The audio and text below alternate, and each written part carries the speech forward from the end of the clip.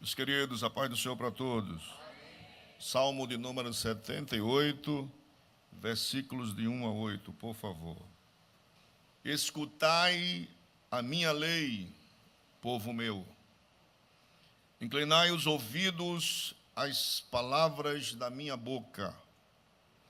Abrirei a minha boca numa parábola. Falarei enigmas da antiguidade, os quais temos ouvido e sabido, e nossos pais nos têm contado. Não os encobriremos aos seus filhos, mostrando à geração futura os louvores do Senhor, assim como a sua força e as maravilhas que fez. Porque ele estabeleceu um testemunho em Jacó, e pôs uma lei em Israel, a qual deu aos nossos pais, para que a fizessem conhecer a seus filhos, para que a geração vindoura a soubesse, os filhos que nascessem, os quais se levantassem e a contassem a seus filhos, para que pusessem em Deus a sua esperança, e não esquecessem das obras de Deus, mas guardassem os seus mandamentos, e não fossem como seus pais, geração obstinada e rebelde, geração que não regeu o seu coração e cujo espírito não foi fiel a Deus. Misericórdia.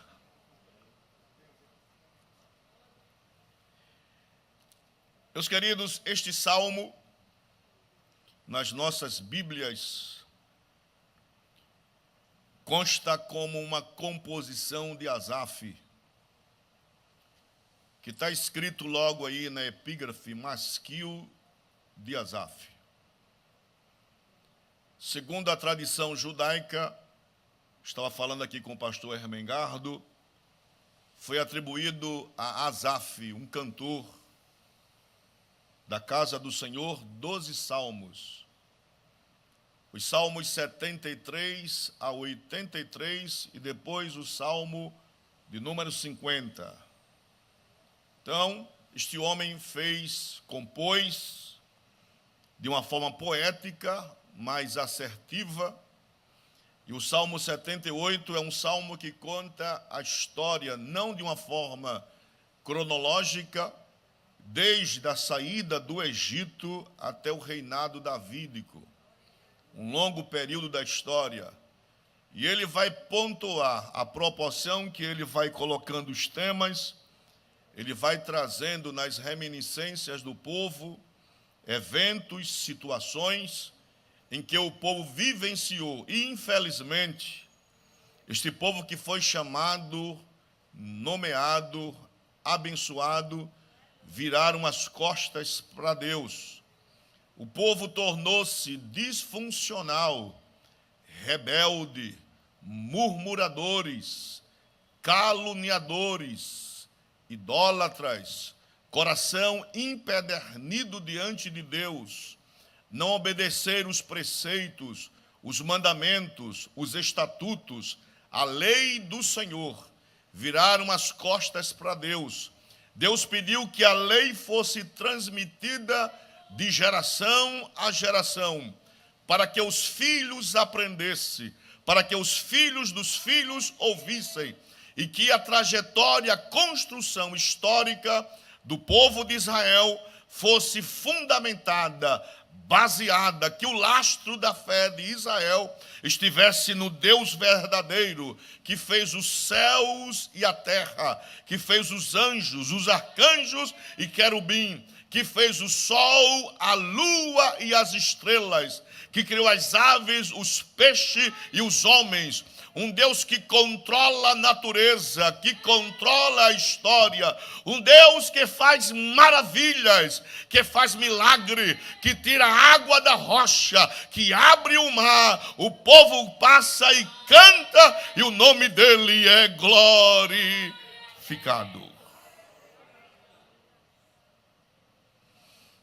O que é um masquil? O masquil é uma instrução, irmãos. O Salmo 78 é didático, é pedagógico.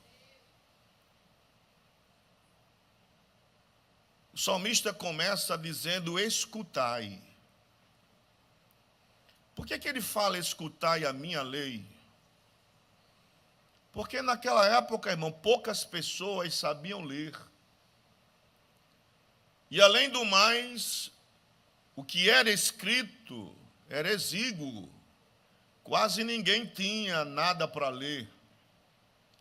Competia ao sacerdote, ao sumo sacerdote, aos escribas, depois, futuramente, os doutores da lei, meditarem na palavra do Senhor, na lei de Deus, instruir ao povo no caminho que deviam andar, para que este povo tivesse uma consciência cristã, uma consciência do Deus verdadeiro, do Deus imutável. Deus sabia que o povo é voltado ao palpável, ao visível, aquilo que ele pode estar diante de seus olhos. Então, na sua funcionalidade, um homem é um ser que gosta de coisas totêmicas, de representações. E é isto que Paulo fala na epístola aos Romanos, que é uma epístola soteriológica, da condição do homem, pecador, caído da graça de Deus, que em vez de adorar o Deus Todo-Poderoso, começou a adorar a criatura, a imagem de répteis, de aves, de animais quadrúpedes. Esqueceram de voltar a fé para o Deus, como o presbítero Tiago leu no Salmo 19, que é um salmo de Davi, que Davi, começando o Salmo de 19, vai dizer que, apesar da natureza não falar nada, expressa a grandeza de Deus. E o salmista diz que um dia anuncia a outro dia a majestade de Deus. Uma noite profere a outra noite, sem falar uma única palavra, mas pela mecânica do cosmo, do sol nascer e se pôr, da lua aparecer, as estrelas, os astros, a chuva cai, o relâmpago, o trovão, tudo isso atesta que existe um Deus que controla, que rege, que domina, que criou e que sustenta todas as coisas, que a gerência do mundo está nas mãos dele, apesar das leis físicas, químicas, biológicas. Deus interfere quando ele quer, porque ele é o único que pode quebrar sistemas, leis imutáveis, mudar as coisas, porque ele é Senhor de todas as coisas. Glórias a Jesus. Aí Asaf disse: escutai a minha lei. E a lei de Deus aqui é a Torá, irmãos. O que nós estamos estudando nesse trimestre sobre a lei e a palavra de Deus.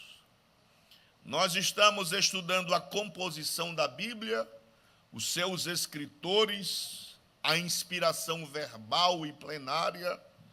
Nós estamos estudando a interferência, ou seja, a ação do Espírito Santo, como aquilo que nós conhecemos tecnicamente, o teopneusto, a palavra de Deus soprada, a palavra de Deus revelada para os homens, para que homens não falassem de vontade própria, que eles fossem instruídos, direcionados, iluminados pelo Espírito Santo de Deus.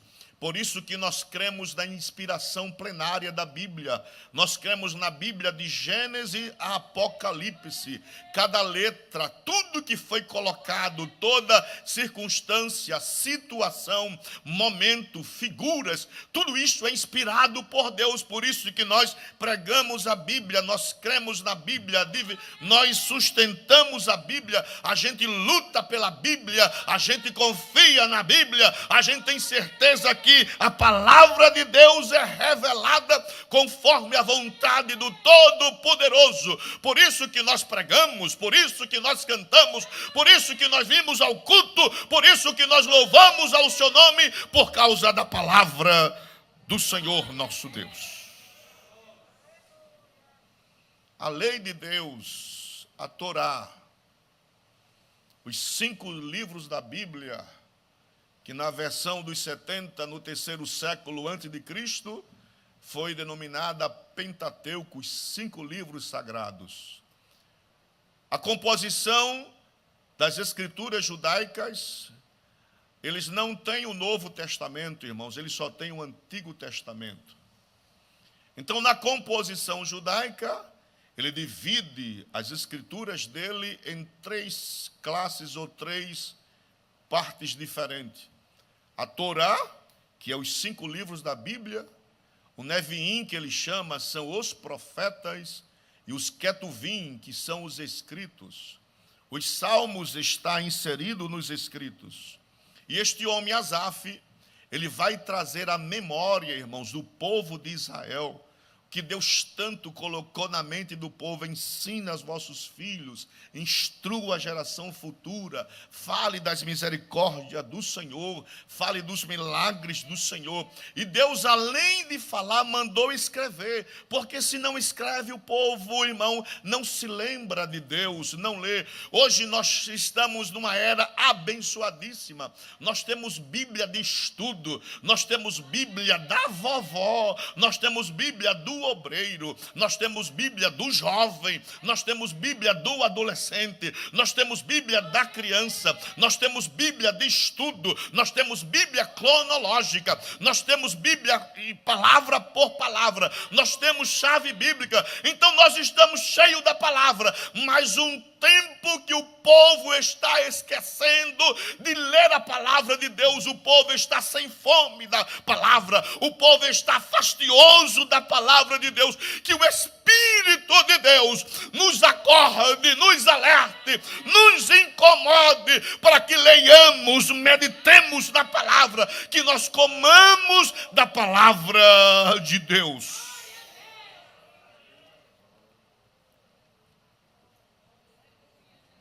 Nós temos que comer a palavra, irmãos. Quem come se nutre. Quem come, irmãos, adquire vitaminas, aminoácidos. Quem come adquire propriedades energéticas. Por isso que nós somos seletivos com a comida. Quem come mal, quando eu digo comer mal, não é quantidade, é qualidade. Quem come mal em qualidade tem problemas de saúde, irmãos. Uma comida não seletiva aumenta o colesterol, aumenta a glicose, vai aumentando tudo. E as coisas, quando aumentam, ela começa a provocar doenças em nossa vida. Entope artérias, vai entupindo. Aí açúcar para o sangue, diabetes, prejudica os rins, o coração. A palavra de Deus, irmãos, ela é seletiva. Tudo que está na palavra serve para nossas vidas, tudo que você quiser. A Bíblia tem conselho para tudo. Conselho para a família, conselho para os jovens, conselho para as crianças, instrução para os casais, para a igreja, para o ministério, tem tudo. Nós não precisamos comer de outra fonte, não nos precisamos.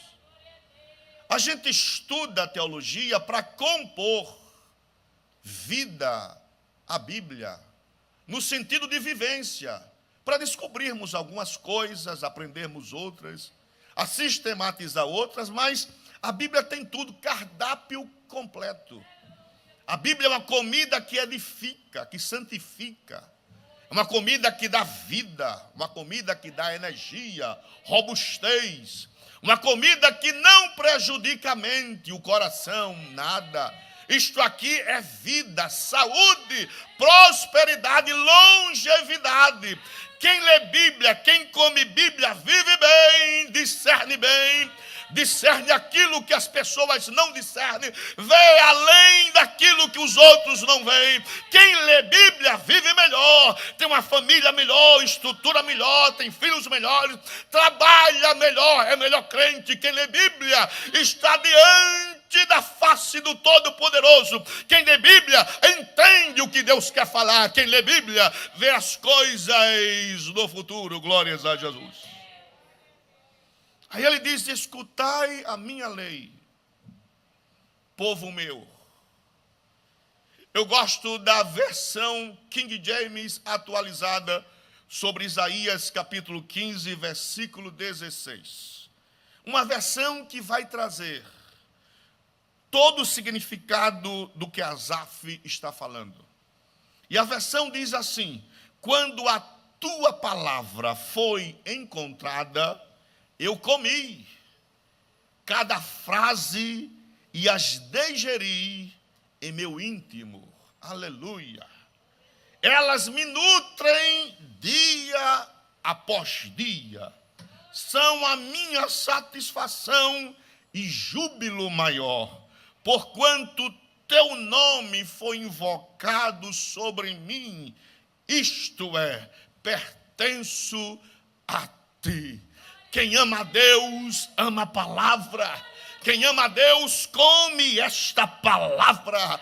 Quem ama a Deus, respeita esta palavra. Quem ama a Deus, referencia a sua palavra. Quem ama a Deus, escuta a sua palavra.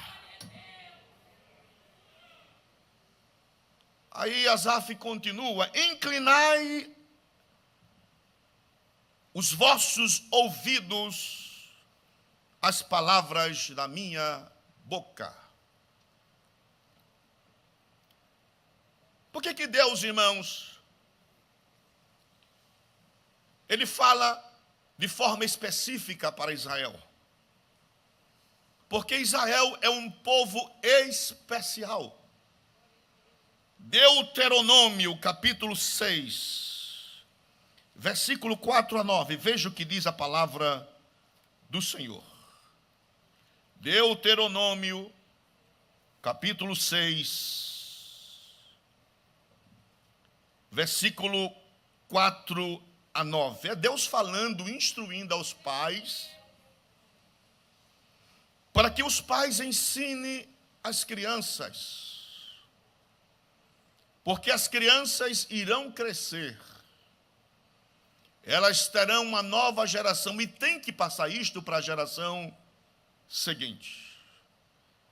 A Deus instrui a Moisés a dizer o seguinte: ouve Israel, o Senhor nosso Deus é o único Senhor. Aí ele continua: se ele é o único, vamos aprender a amá-lo. E ele diz: amarás, pois, o Senhor teu Deus de todo o teu coração, de toda a tua alma e de todas as tuas forças. E estas palavras que hoje te ordeno estarão no teu coração, e as ensinarás. Outra versão diz: a intimarás a teus filhos, e delas falarás assentado em tua casa, e andando pelo caminho, e deitando-te e levantando-te. Também a atarás por sinal na tua mão, e te serão por frontais entre os teus olhos, e as escreverás nos umbrais de tua casa e nas tuas portas. Aleluia.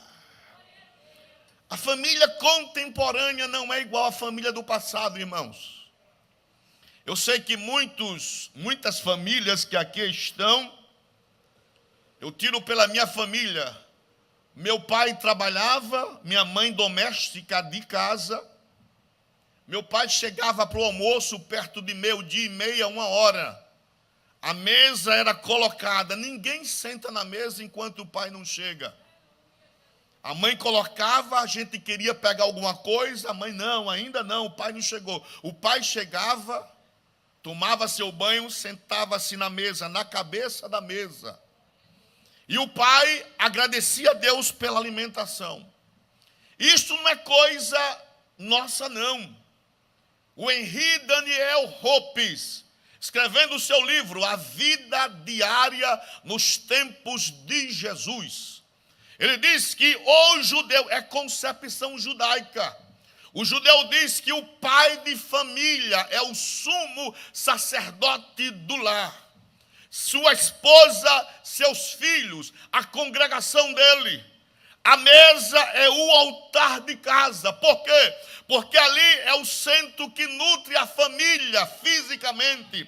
É a alimentação. O judeu sentava na mesa, levantava o alimento, agradecendo a Deus e agradecia a Deus pela comida diária. Por isso que Jesus diz, o pão nosso de cada dia nos dá hoje. Ele agradecia e dizia, obrigado pelo alimento, porque foi tu, Senhor, dono dos céus e da terra, que proveu alimentação para a minha família, para que eu sustente os meus e que eles cresçam, desenvolva. Eu agradeço pela tua bondade, porque a tua grande misericórdia coloca alimento todos os dias na minha vida. Louvado seja o nome do eterno Deus para todos sempre. Aleluia.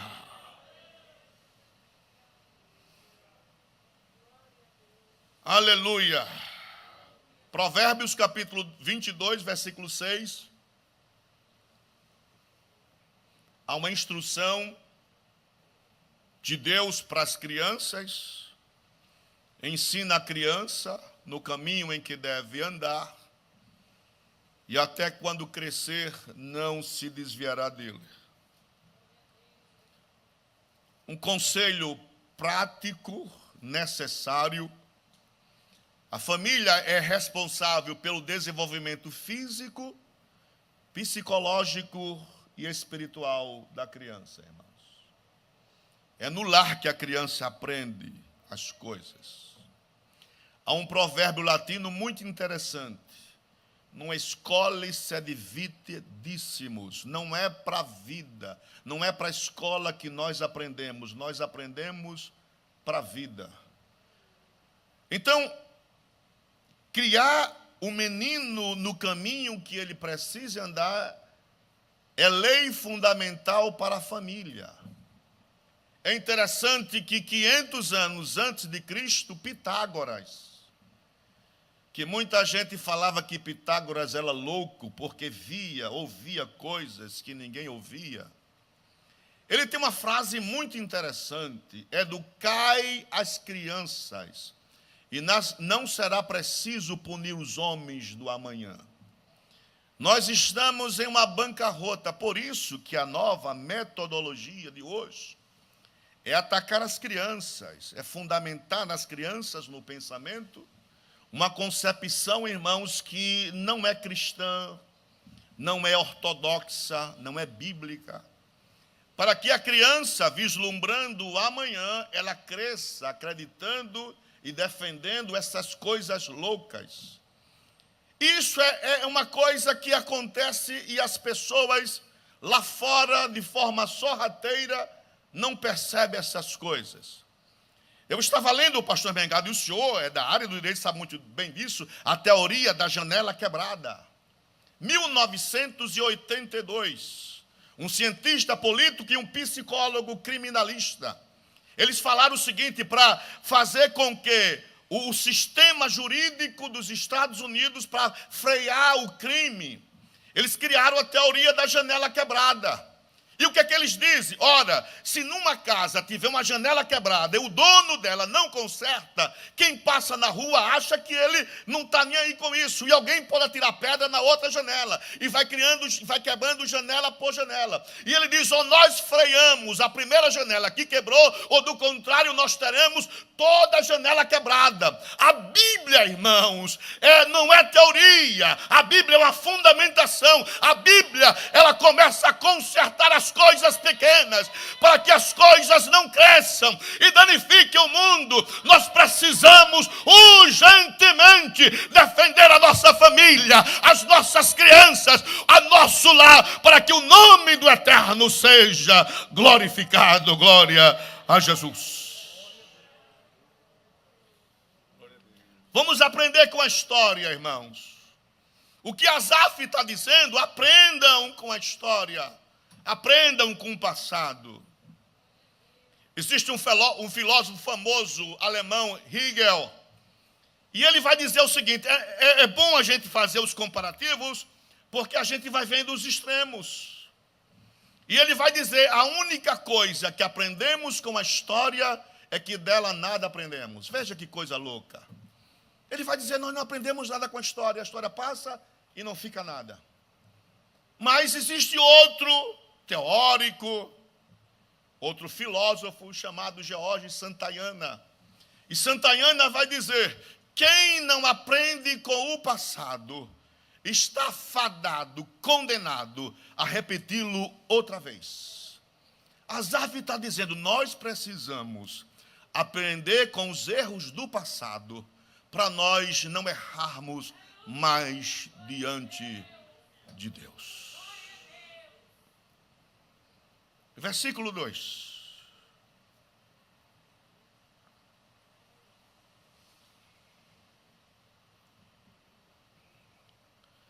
Deus está falando isso aqui porque Israel é uma nação especial. Deuteronômio capítulo 4, versículo 4 a 8, por favor. Deuteronômio capítulo 4, versículo 4 a 8. Veja o que Deus diz. Deuteronômio capítulo 4, versículo 4 a 8. Para você entender que nós somos pessoas especiais. Deus diz assim: porém, vós que vos achegastes ao Senhor vosso Deus, hoje todos estáis vivos. Vedes aqui, vos tenho ensinado estatutos e juízos, como me mandou o Senhor meu Deus, para que assim façais no meio da terra, a qual ides a herdar. Guardai-vos, pois, e cumpri-os, porque isso será a vossa sabedoria e o vosso entendimento perante os olhos dos povos, que ouvirão todos estes estatutos e dirão: este grande povo é nação sábia e entendida. Pois que nação há tão grande que tenha deuses tão chegados como o Senhor nosso Deus? Todas as vezes que o invocamos, aí ele diz no versículo 8: e que nação há tão grande que tenha estatutos e juízos tão justos como toda esta lei que hoje ponho perante vós? Uma nação santa, uma nação especial. Glória a Jesus. Quando Deus falou para Moisés que os pais ensinassem seus filhos em casa, sentado na mesa, ao deitar, ao levantar, indo e vindo pelo caminho, isso deveria ficar impregnado na mente das crianças. Lamentavelmente, muitos pais hoje não ensinam seus filhos. Roberto Carlos, em 1971, tem uma música famosíssima dele, que ele vai falar dos traumas da sua vida. E a música, o título dela é Traumas. E nessa música ele vai dizer: meu pai um dia me falou para que eu nunca mentisse, mas também se esqueceu de me dizer a verdade. Então é obrigação minha, obrigação sua, de ensinar os vossos filhos a pura verdade. Falar deste mundo caótico, na bancarrota moral que este mundo vive. no declínio espiritual, de pessoas vazias, sem objetivo na vida, pessoas que não têm limites, pessoas que não têm princípios, não têm costume. Fica que nem Zeca Pagodinho, deixa a vida vir levar. Não, irmãos, a gente não deixa a vida levar a gente. Nós não estamos no curso da história. Nós somos contra a mecânica deste mundo. A nossa visão é espiritual. A nossa casa está guardada em cima. O nosso nome está escrito no livro da vida. Nós acreditamos no arrebatamento. Nós acreditamos no toque da última trombeta. A gente crê que um dia vai ver o Senhor face a face e o seu nome será glorificado em nossa vida. Glórias a Jesus. Asaf diz: abrirei a minha boca numa parábola, falarei enigmas da antiguidade. No versículo 3 ele diz: os quais temos ouvido e sabido, e nossos pais nos têm contado. Aí ele diz no versículo 4: não os encobriremos aos filhos, mostrando a geração futura os louvores do Senhor, assim como a sua força e as maravilhas que fez. Aleluia. Se nós não contarmos a geração vindoura, o que Deus fez, o que Deus faz,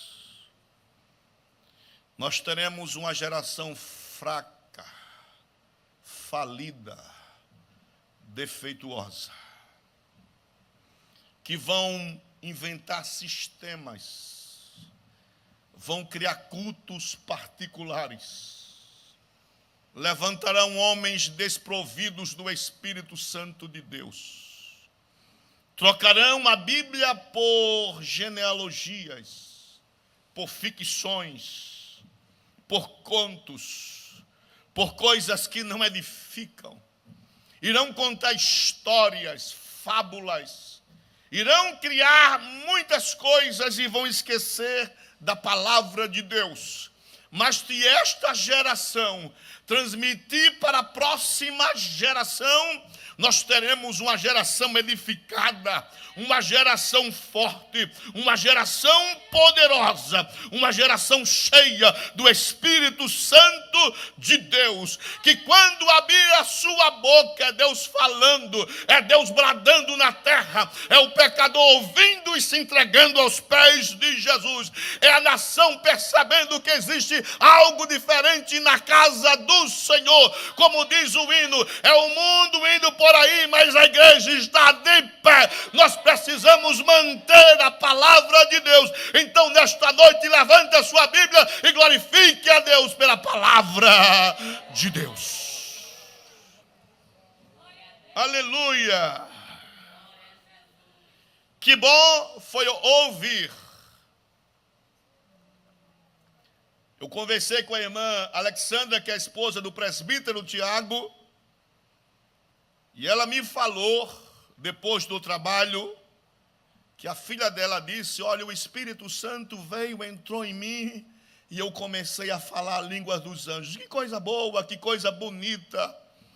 Parece que as pessoas não dão mais o devido valor a estas coisas, do mover do Espírito Santo de Deus, das revelações de Deus, daquilo que Deus está descortinando nesta última hora, daquilo que Deus quer mostrar, que Deus tem urgência de mostrar para a igreja. Nós estamos na última hora e Deus está chacoalhando a figueira para lá e para cá, para que fique algumas oliveiras, para que o nome dele seja glorificado. Nós estamos em uma data, uma época terrível, mas nós cremos no mover do Espírito Santo em nossa vida, que abalará toda a terra, no nome de Jesus Cristo.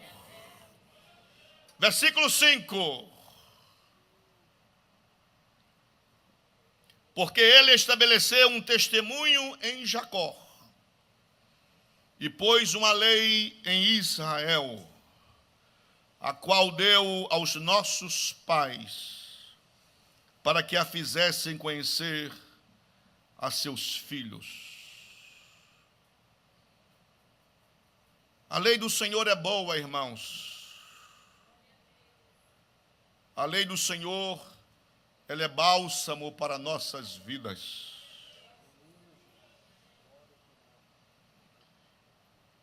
Eu fico triste em ver algumas pessoas que cresceram na casa de Deus, que foram instruídas, foram edificadas. E digo mais, não só foram ensinadas, mas foram beneficiadas por Deus, que estruturaram a sua vida, que foram nutridas, conforme Jeremias, pela palavra do Senhor. Que Deus entrou na sua vida e que começou a aplanar os seus caminhos, que criou oportunidades, que criou circunstâncias favoráveis. E algumas pessoas que nós conhecemos, que às vezes ombreia junto conosco, viraram as costas para Deus. E ainda diz que tudo quanto fez foi na inocência, que não poderia ser dessa maneira, que poderia ser diferente. E essas pessoas se estruturaram, cresceram, estudaram, progrediram, contraíram um matrimônio, mas esqueceram de centralizar Deus dentro da família, que hoje sofrem, padecem, choram, porque viraram as costas para Deus. A mesma coisa Deus fez com Israel.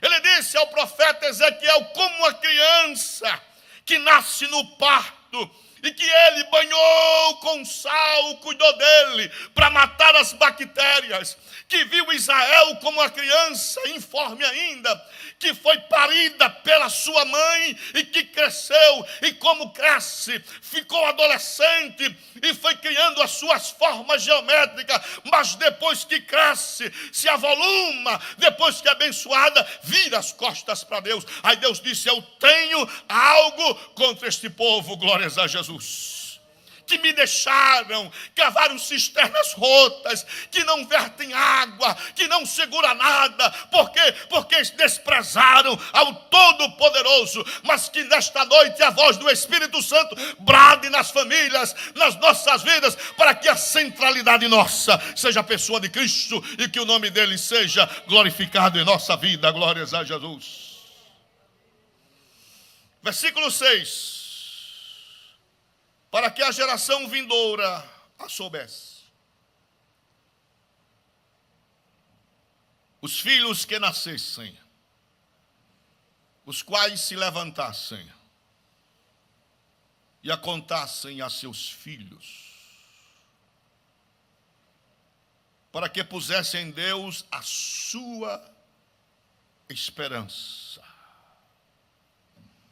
Ah, quantas pessoas já esqueceram de colocar Deus como a sua única esperança.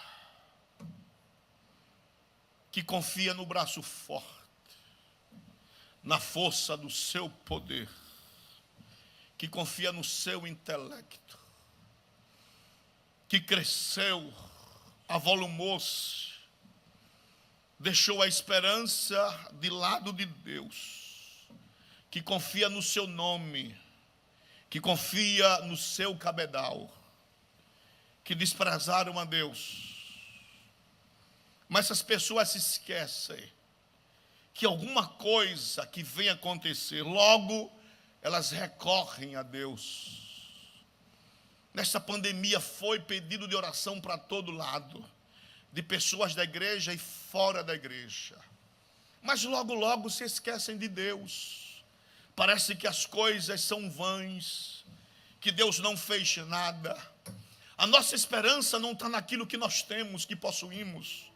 Porque num vendaval só vai tudo embora. Jó perdeu tudo num dia. A única coisa que Jó guardou foi a esperança em Deus.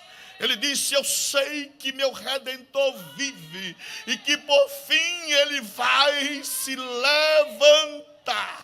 A nossa esperança, o nosso lastro de fé, a nossa garantia do futuro está nas mãos de Deus. Por quê? Porque nem eu nem você conhece o futuro, mas Deus conhece. Ele é Senhor do hoje, Senhor do amanhã, e Ele, como guardou a nossa vida hoje, guardará a nossa vida amanhã. Por isso que nós temos que ter a esperança voltada para Deus. Glórias a Jesus. Para que pusesse em Deus a sua esperança, e se não esquecessem das obras de Deus. Eu estava conversando com o pastor Paulo. Eu já falei aqui que nas nossas conversas, o crente precisa ter relatórios de vida, testemunhos do que Deus fez, de coisas impossíveis e que Deus agiu, glórias a Jesus, de coisas que a princípio não tinha solução, mas Deus deu cabo daquilo como se fosse uma coisa instantânea, aleluia, de doenças contraídas por crentes, que a medicina disse: até aqui eu posso, não posso fazer mais nada. Aí Deus entra com providência, Ele começa a confundir tudo, e aquilo que não era antes começa a ser. São obras de Deus em nossa vida, portas que não existiam, e Deus começou a mover de norte a sul, de leste a oeste, e as portas foram se abrindo, e o nome dele foi glorificado. Oportunidades que não existiam, Deus criou e fez, porque Deus é Deus. Sustentou, respondeu, realizou, curou, levantou e livrou, porque o seu nome é eterno para todos sempre. Glórias a Jesus. Por isso que Asaf disse: a nossa esperança é o Senhor, para que Israel não se esqueçam das obras de Deus, mas guardassem os seus mandamentos. Aleluia. Tem muita gente aqui que sabe que aonde estão não poderiam estar se não fosse a interferência e providência de Deus na vida, que nasceram num lar paupérrimo, mas Deus colocou o dedo sobre você e teve negócio na sua vida. E assim como falou para Ciro, Ele foi aplanando os caminhos que estavam tortuosos na sua vida, e você foi passando. Aí você diz: não, foi eu que consegui. Não, tem muita gente que estudou mais do que você, que trabalhou mais do que você, e não tem o que você tem, porque Deus se apiedou de você, e você foi abençoado por Ele. Glórias a Jesus. Ah, Jesus. Aí no versículo 8, ele vai dizer: e não fosse como seus pais, geração obstinada, rebelde, geração que não regeu o seu coração, e cujo espírito não foi fiel a Deus. Irmãos, que sejamos fiéis a Deus. Aleluia. Que reconheçamos a sua ação em nossas vidas. Agradeça pela sua vida, pela sua salvação. Agradeça pela roupa que está no seu corpo. Agradeça pelo ar que você respira. Agradeça pela tua casa. Agradeça pelo conforto que Deus te deu. Agradeça pelo seu nome que está no livro da vida. Agradeça pela sua família. Agradeça pelos seus filhos. Agradeça pelo hoje. Agradeça pelo amanhã. Agradeça pelo já. Agradeça pela cura, agradeça pela providência, agradeça pela visitação divina, agradeça pelo sustento diário, agradeça por tudo quanto Deus tem feito feito na sua vida, porque Ele é regedor, Ele é Senhor de todas as coisas. Agradeça pelo dia, pela noite, e agradeça pelo infortúnio, porque Ele é o Deus que tira você do infortúnio e da noite escura, para que o nome dEle seja glorificado. Glória a Jesus. Agradeça. Cadê as irmãs? Vamos ouvi-la outra vez, louvar ao Senhor. Enquanto elas louvam a Deus, nós agradecemos a Deus por tudo. Aleluia. Pela sua bondade, pelo seu cuidado. Agradeça pela sua casa, que você vai sair daqui e vai para ela. Agradeça. Ao deitar-se, agradeça a Deus por poder dormir tranquilo. Tem muita gente nos hospitais de UTI, entubados, sem poder respirar. Respira mecanicamente e você está respirando tranquilo nesta noite. Agradeça a Deus. Agradeça a Deus porque tem muita gente encarcerado, que queriam liberdade e não pode cometer atrocidade. Você está livre, você pode ir, pode voltar, pode sentar, levantar, pode ir para lá, pode ir para cá. Agradeça a Deus pelo alimento, que você chega em casa, você pode comer à vontade. Tem muita gente que queria um pão para comer hoje e não tem, então agradeça a Deus. Agradeça a Deus pelo colchão que você vai dormir. Tem gente deitando no chão frio e você está deitado e glorifica a Deus. Agradeça pela sua vida, agradeça por Jesus Cristo, pela graça, pela salvação. Agradeça por tudo nesta noite, em nome de Jesus.